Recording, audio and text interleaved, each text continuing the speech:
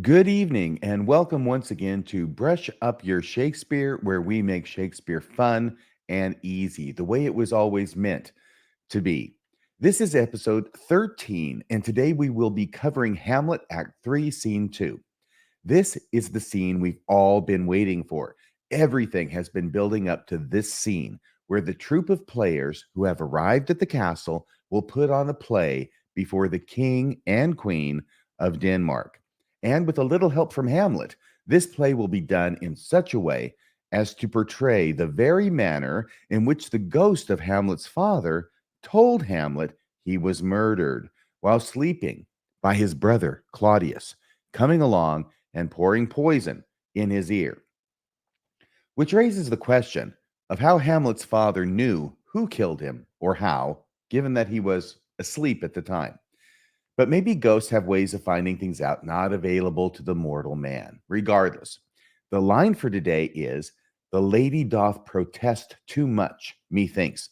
It is a line said by Queen Gertrude, Hamlet's mother, in the middle of the player's performance, the play within the play. Say it with me again. "The lady doth protest too much, methinks." For some reason, this line is frequently misquoted by putting the methinks at the beginning of the quote, as in, "Methinks the lady doth protest too much," but that's not how it's written. The methinks goes at the end of the quote, not at the beginning. Say it with me the third time, the correct way, with the methinks at the end. "The lady doth protest too much, methinks." As we begin Act 3, Scene 2, we find Hamlet giving acting lessons to the players. The very first line is one you have no doubt heard. Hamlet says, "Speak the speech, I pray you, as I pronounced it to you, trippingly on the tongue." Hamlet goes on at some length in his acting lesson, and we are surprised when he begins giving directions that sound remarkably modern. And here we have the opening and title slide for the presentation, Hamlet Act 3, Scene 2, and the line is there, "The lady doth protest too much, methinks." And here we go into these modern sounding directions he gives to the actors. Hamlet says, "Suit the action to the word to the action, with this special observance, that you o'erstep not the modesty of nature. Play it the way you would actually perform it if this were really happening to you. For anything," he says, "for anything so or done is from the purpose of playing. It's against the purpose of playing, whose end, both at the first and now, was and is to hold as 'twere the mirror up to nature, to show virtue her own feature, scorn her own image, and the very age and body of the time his form and pressure." Doesn't that sound very modern? Play it the way you would naturally play it, as natural as if you were actually experiencing what it is your character is experiencing on the stage. In this, we may be hearing Shakespeare's own directions as to how he feels actors should play their parts. In fact, it's quite likely that's what we're hearing. Upon finishing his last-minute directions to the players, Hamlet tells them, "Go, make you ready." And the players exit. Now enter Polonius, Rosencrantz, and Guildenstern, and Hamlet checks with Polonius to make sure Claudius will be in attendance for the play. He's got to be there. The play makes no sense at all unless Claudius is there to watch it, right? And here's what Hamlet says: "How now, my lord? Will the king hear this piece of work?" And Polonius says, "And the queen too, and that presently." Now, presently just means soon. So Hamlet says to Polonius, "Bid the players make haste," and Polonius exit. Horatio now enters the stage, and Hamlet tells Horatio what a wonderful guy Hamlet thinks him to be.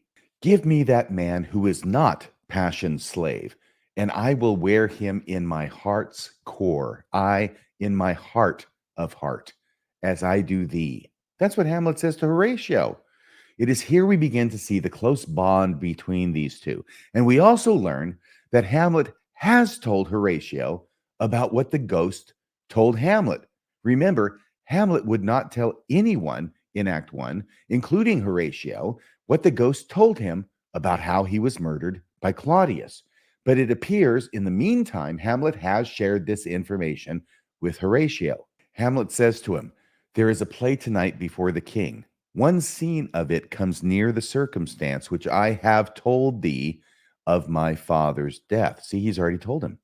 Horatio now knows that Hamlet will have the players enact the murder of his father before Claudius, and Hamlet wants Horatio to observe Claudius closely so they can compare notes as to how Claudius reacts. Hamlet says, I prithee, when thou seest that act afoot, that scene, that part of the play afoot, even with the very comment of thy soul, which means with all your powers of concentration, Horatio, observe my uncle. If his occulted guilt, occulted means hidden, if his occulted guilt do not itself unkennel in one speech, and unkennel there means be loosed like a dog from a kennel. If his occulted guilt do not itself unkennel in one speech, it is a damned ghost that we have seen. Or in other words, it is not Hamlet's father, but a demon from hell pretending to be. Give him heedful note, for mine eyes will rivet to his face, and after we will both our judgments join in censure of his seeming, or in other words, in judgment of his, Claudius's, reaction to that scene. We'll compare notes afterward and see if we both saw the same thing. Horatio agrees to the plan, and now the king and queen are coming, and Hamlet says to Horatio, they are coming to the play. I must be idle, or I must act natural. I must be idle. Get you a place. Enter trumpets and kettle drums. Enter the king, queen, Polonius, Ophelia, Rosencrantz, Guildenstern, and other lords attendant with the king's guard carrying torches. Everybody's here for the play. And that only cranks up the tension all the more. Hamlet banters a bit with Polonius, and then his mother, the queen, calls Hamlet to sit by her side during the play. Hamlet declines in favor of sitting next to Ophelia. Hamlet is once more very rude to Ophelia, but instead of declaring he never loved her as he did previously, now he acts as if he is sexually attracted to her. Hamlet says to Ophelia, Lady, shall I lie in your lap? Ophelia says, No, my lord. Hamlet says, I mean, my head upon your lap. Ophelia says, Aye, my lord. Hamlet says, Do you think I meant country matters? The first syllable of country, by the way, is thought to be a bawdy pun. Do you think I meant country matters? Ophelia says, I think nothing, my lord. Hamlet says, That's a fair thought to lie between maids' legs. You can see how suggestive he's being and how rude he's being, just in a different way this time from the way he was before to Ophelia. The stage is set, the audience is all in attendance, the players enter, and the play begins. The first player gives a brief introduction to the play. In fact, it's only 3 lines long. The player says, For us and for our tragedy, here, stooping to your clemency, we beg your hearing patiently. And he leaves. Hamlet calls out, Is this a prologue or the posy of a ring? Now, the posy of a ring is a brief saying that's inscribed on a finger ring. It could be inscribed on the inside or on the outside, but it has to be very brief, obviously, because it has to fit on a ring. So that's what Hamlet means. Is this a prologue or the posy of a ring? Because it's so short. Ophelia agrees with him and says, "'Tis brief, my lord." And Hamlet shoots back at her, as woman's love. Here, Hamlet refers not only to Ophelia's love for him, which has seemed quite brief because she cut it off unexpectedly, but also his mother's love for his father. 2 actors now enter, playing a king and queen, who begin to recite lengthy speeches to each other. The player king and queen have been married for 30 years, and the player queen announces her love is so true and eternal, she will never remarry, even if the player king should die before she does. The player king takes a different point of view, saying that our feelings change over time, and it is silly for the player queen to think she will have the same feelings for him in the future after his demise as she has now. At this point, Hamlet asks his mother what she thinks of the play. Hamlet says, "Madam, how do you like this play?" And the queen says, our line for today, "The lady doth protest too much, methinks." Queen Gertrude says this about the prolonged protestations of undying love being made by the player queen. The lady doth protest too much, methinks. And let's say it a third time together. The lady doth protest too much, methinks. Hamlet assures his mother the player queen will be true to her vow of never remarrying after the player king's death, which his mother clearly did not. So there at the top, we have Hamlet saying, Madam, how do you like this play? The queen says, the lady doth protest too much, methinks. Hamlet continues, he says, oh, but she'll keep her word. And the king now interjects and says, have you heard the argument? And the argument means the plot of the play. Have you heard the argument? Is there no offense in it? And Hamlet goes, no, no, they do but jest, poison in jest, no offense in the world. And the king says, what do you call the play? And Hamlet says, the mousetrap. Yes, Hamlet calls the play within the play, the mousetrap, because he's going to catch the little mousie, the king, with it. The play's the thing wherein I'll catch the conscience of the king, remember? And if that title, The Mousetrap, sounds familiar, it is probably because it is also the title of the longest running play in history. The Mousetrap is a murder mystery play by Agatha Christie. The Mousetrap opened in London's West End in 1952. The longest running West End show, it has by far the longest run of any play in the world, with its 29,500th performance having taken place as of February 11th, 2024, just a couple of months ago. And Hamlet is, of course, where the longest running play in the world gets its name. Back to the original Mousetrap. The player queen leaves the player king alone, who settles down for a nap, when his brother, here named Lucianus, but obviously a stand-in for Claudius, enters and begins to make evil-looking faces to the audience, really hamming it up. This is completely against the advice Hamlet gave the players at the top of the scene, and Hamlet says, begin, murderer, pox, leave thy damnable faces and begin. The damnable faces are the faces that he's making to the audience. He's overplaying the role. Leave thy damnable faces and begin. And then Hamlet says, come, the croaking raven doth bellow for revenge. And here it is up on the slide. Hamlet saying, begin, murderer, pox, leave thy damnable faces and begin. Come, the croaking raven doth bellow for revenge. And now Lucianus says in the play, right in front of the king and everybody, thoughts black, hands apt, drugs fit, and time agreeing.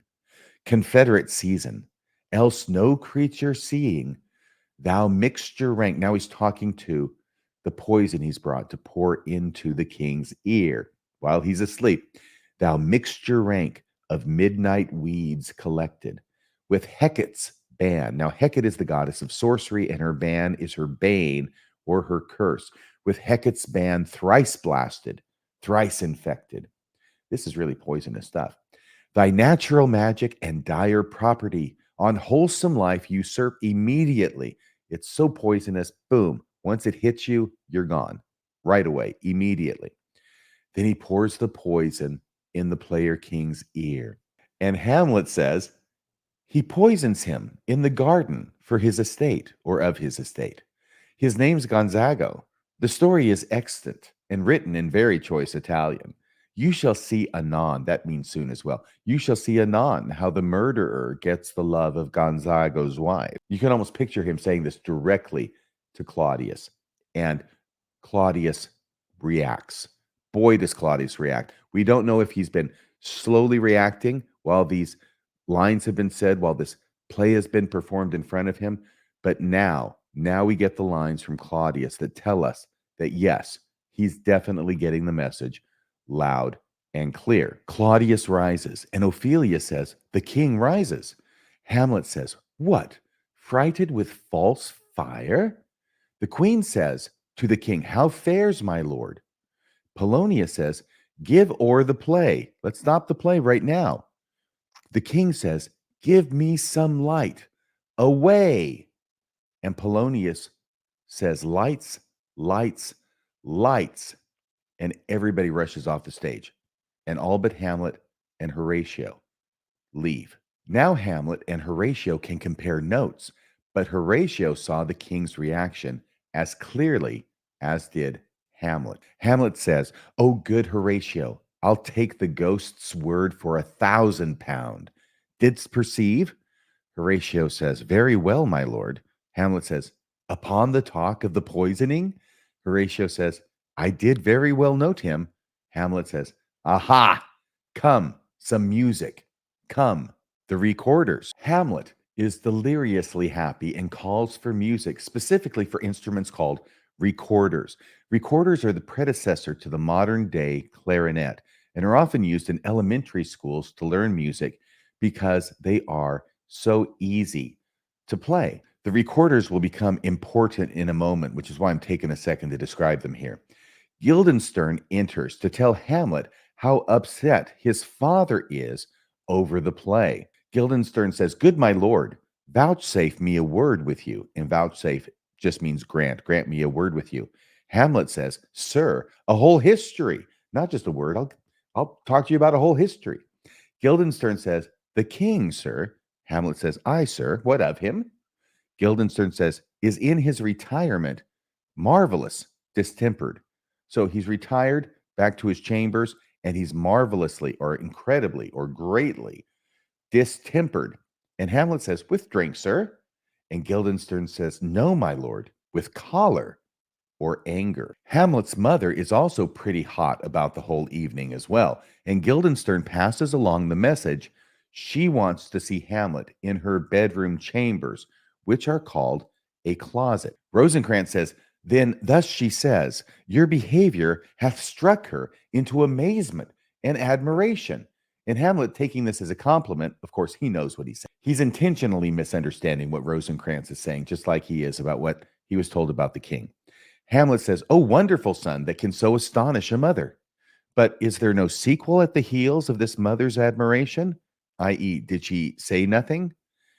Hamlet says, in part. Tell me. Rosencrantz says, she desires to speak with you in her closet ere you go to bed. Hamlet says, we shall obey, were she 10 times our mother. Now the recorders become important as Hamlet takes one of them and insists Guildenstern play it, though Guildenstern says he does not know how. Hamlet says, will you play upon this pipe? And there's a picture of some recorders down there in the bottom right. Will you play upon this pipe? Guildenstern says, my lord, I cannot. Hamlet says, I pray you. Guildenstern says, believe me, I cannot. Hamlet says, I do beseech you. Guildenstern says, I know no touch of it, my lord. Hamlet says, it is as easy as lying. Oh, now Hamlet's definitely starting to come out and reveal more and more of what he really thinks, and this mask of madness is starting to drop to the side. Hamlet is going to use this recorder to dress down Guildenstern and Rosencrantz for trying to play upon Hamlet as if Hamlet were a recorder and get his music, Hamlet's music, or his secrets as to why it is he's acting mad out of him. Guildenstern says, but these cannot I command to any utterance of harmony. I have not the skill. He keeps saying over and over, I can't play it, I can't play it, I can't play it. And that's what Hamlet is wanting him to say. So Hamlet can make his point here in this incredible speech. Why, look you now, how unworthy a thing you make of me. You would play upon me. You would seem to know my stops, and stops are the holes in the recorder. You would seem to know my stops. You would pluck out the heart of my mystery. You would sound me from my lowest note to the top of my compass. And there is much music, excellent voice in this little organ, yet you cannot make it speak. Sblood, that's an oath. It's a contraction for God's blood. Hamlet says, sblood. Do you think I am easier to be played on than a pipe? Call me what instrument you will. Though you can fret me, you cannot play upon me. And fret there can mean either annoy me or put your fingers on the frets of my instrument. We all know about guitars having frets, and you use the frets with your fingers in order to play the guitar. Call me what instrument you will. Though you can fret me, you cannot play upon me. Hamlet is not fallen for it, and he hasn't from the beginning. And he wants Rosencrantz and Guildenstern to know that. Hamlet is so jazzed by Claudius's response and reaction to the play, he is ready to avenge his father's death upon him right now No questions asked. Everybody on the stage exits except for Hamlet, and Hamlet says to the audience, "'Tis now the very witching time of night, when churchyards yawn, and hell itself breathes out contagion to this world. Now could I drink hot blood, and do such bitter business as the day would quake to look on. Soft now to my mother." Hamlet exits the stage, and Act 3, Scene 2 comes to an end. While Hamlet now knows Claudius really did kill his father, that knowledge comes with a cost. And that cost is that now Claudius knows that Hamlet knows. As such, Hamlet is a danger to Claudius and must be dealt with accordingly. This is made a bit trickier since Hamlet is the son of Claudius's wife, but we will find Claudius can be just as tricksy as Hamlet. Do you remember the line for today? The lady doth protest too much, methinks. Let's say it again. The lady doth protest too much, methinks. And the third time's the charm.